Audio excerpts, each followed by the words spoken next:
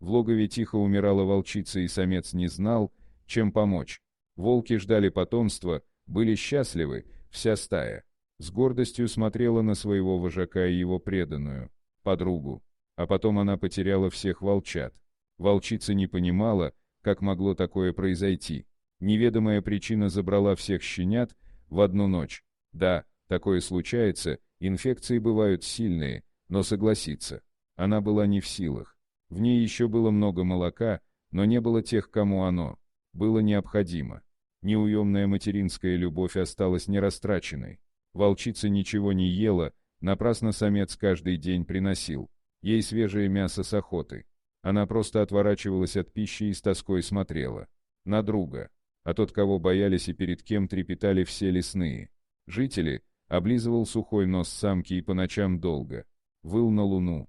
Волчьи семьи крепки, и однажды выбрав пару, они остаются преданными и заботливыми до конца. Он готов был умереть за нее и порвать любого, а против тоски оказался бессилен. Стая все понимала и старалась поддержать самку вожака. Другие матери пытались заставить ее принять участие в воспитании других малышей, но зря. Ей нужны были ее собственные потерянные дети. Огромный матерый волк разделял боль и, пытаясь отвлечься, отправился на охоту. Быть может, свежий пойманный заяц пробудит в ней голод и заставит поесть. Не обращая внимания на боль, волк пробирался сквозь заросли, и вдруг чуткое ухо уловило далекий слабый звук, не похожий ни на что. Он был таким тихим, что казалось, пищит мышь под землей. Самец осторожно направился на звук.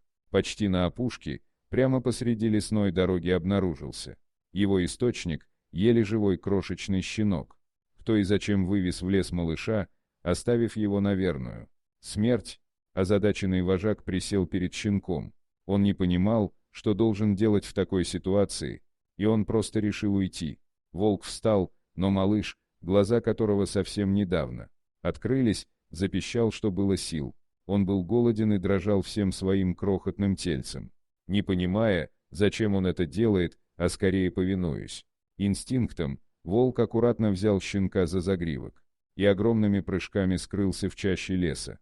Волчица не подняла головы, услышав знакомые шаги, только скосила глаза в его сторону. Силы покидали ее, и тут самец положил возле нее маленький пищащий комок. Он пахнет так, как ее дети, но это был щенок. Испуганный и голодный, почуяв запах молока, малыш отчаянно пополз в ее сторону и, найдя сосок, громко зачавкал. Вожак с изумлением наблюдал, как мелькнула искра в потухших глазах подруги, а через миг она уже вылизывала его. Две потерянные души нашли друг друга.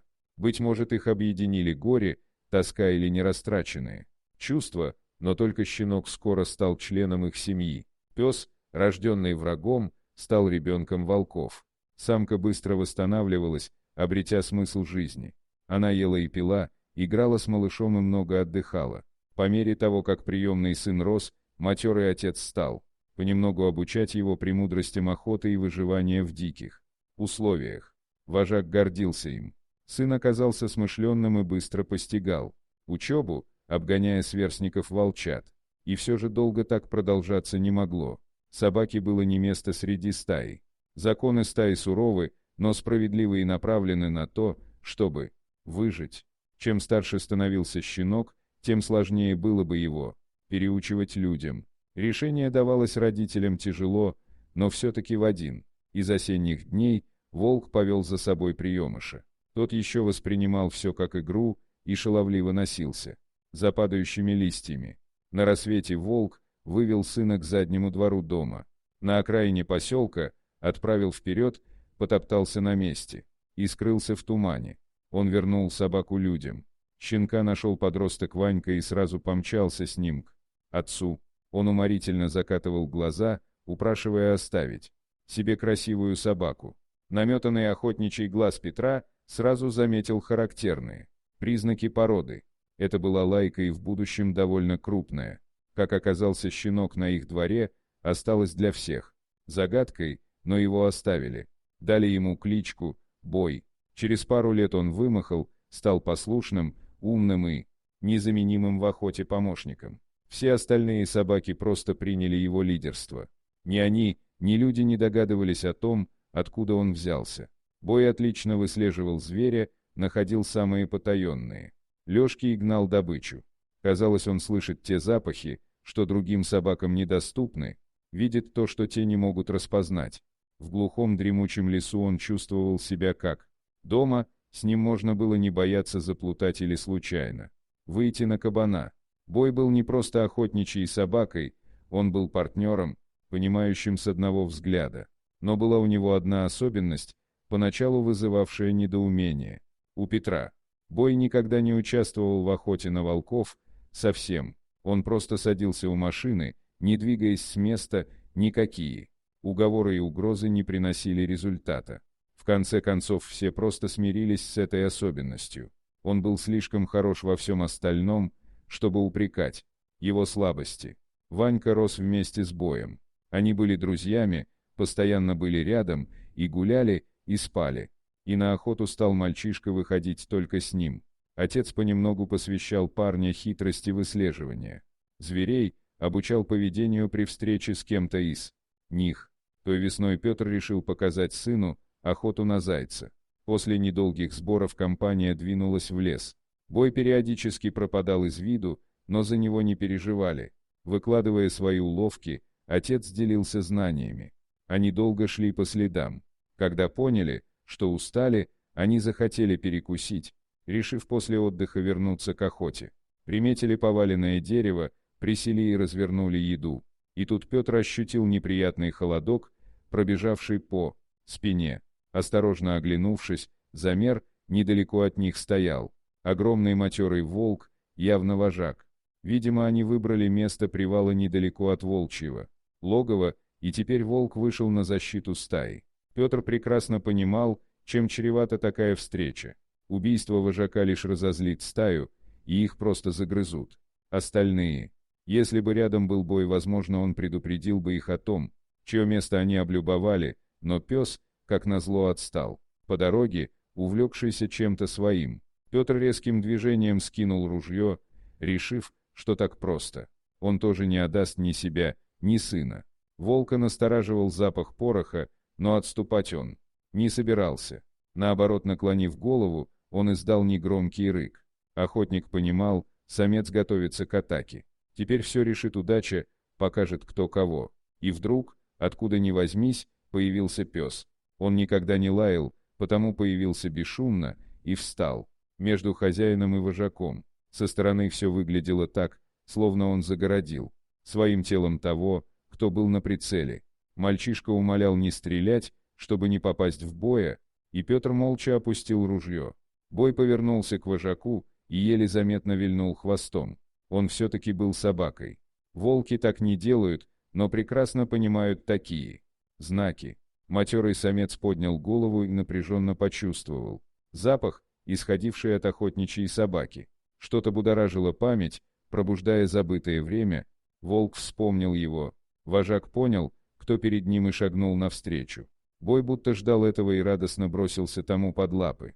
Он упал на спину, выставив живот, самое уязвимое место, давая понять, что уважает и преклоняется перед тем, кто спас его жизнь тогда, в этом лесу. И, вскинув голову, вожак завыл. На его зов, незаметно для глаз людей, из логова выглянула его подруга. У них было все замечательно, и недавно она подарила стае 3 прекрасных волчат, которые сейчас сладко посапывали у нее под боком. Матери хватило секунды, чтобы узнать приемного сына и выскочить наружу. Петр с сыном, не отрываясь, смотрели на Боя. Он прыгал и радовался, как маленький щенок. Пес прижимался к боку волчицы, поскуливая от нахлынувших чувств, а та обнюхивала и вылизывала его морду, давая понять, что все помнит. Шепотом Ванька рассказала отцу, что в тот день, когда он нашел Боя, было сыро, а на мокрой земле заднего двора, ближе к лесу, остались отпечатки лап, похожие на волчьи, но мальчик решил, что ему показалось, и не стал говорить об этом. Он боялся, что тогда ему не разрешат оставить щенка. Люди могли только догадываться о том, как могло случиться. Так, что щенок попал на воспитание волкам. Но в этом случае становилось понятно, откуда у их лайки. Странное поведение и охотничьи задатки. Ведь если волки принимают в стаю, то обучают всему. Их преданный пес не забыл, кому он обязан жизнью. Вот откуда жесткий табу охоты на волков. Встретившаяся семья не обращала больше никакого внимания на людей. Что рассказал пес волкам на своем языке, охотникам, никогда не узнать. Довольно долго волки общались с собакой, Бой издавал отрывистые, резкие звуки, которых раньше от него не слышали. Вожак наблюдал, как его подруга радуется встрече с сыном, и в его взгляде можно было разглядеть гордость. Он не мог демонстрировать слабость, статус вожака. Обязывал, но он то и дело тыкал носом в бок собаку и толкал огромной лапой. Где-то спрятанные от охотничьего взора появились другие члены стаи. Их почуял самец и громким рыком оповестил, что непрошенные гости под его охраной. Во всяком случае, так это выглядело. Его не смели ослушаться, но им пора было прощаться. Это все-таки были охотники с собакой. Бой все понял, еще разок прижался к материнскому боку, и волчица одобряюще лизнула его нос. Он спас ее тогда так же, как и она его. Встреча двух несчастных созданий возродила жизнь. У обоих. Они ведь всегда будут рядом и смогут еще встретиться. Пройдя до края леса, Петр оглянулся, тронул сына за плечо, кивнув головой назад. Ванька проследил глазами в том направлении и замер. На пригорке, близко друг к другу, стояла пара волков. Матерый вожак и его подруга. Они смотрели им вслед, словно хотели убедиться, что с ними все будет в порядке. Бой тоже остановился и, подняв голову, завыл так, как научил его отец. Еще долго Петр с Ванькой слышали, как воет вожак, и Бой это слышал, он знал, что там его всегда примут, хоть он и обычная собака, но для них он навсегда останется сыном, маленьким беспомощным щенком, которого надо защищать и беречь. Ванька, словно очнувшись, сообщил отцу о своем твердом решении: он никогда не будет охотником, и тем более он не поднимет ружье на волка. Ничего удивительного в том, что отец его поддержал, он и сам с этим согласился. Законы волчьей стаи суровы, но многие из них стоило бы перенять и людям. Нам есть чему поучиться у тех, кого принято считать кровожадными хищниками. Оказалось, что люди так мало про них знают. Дорогие друзья, если вам понравилось видео, поставьте лайк, а также подписывайтесь на канал, где найдете еще много интересного.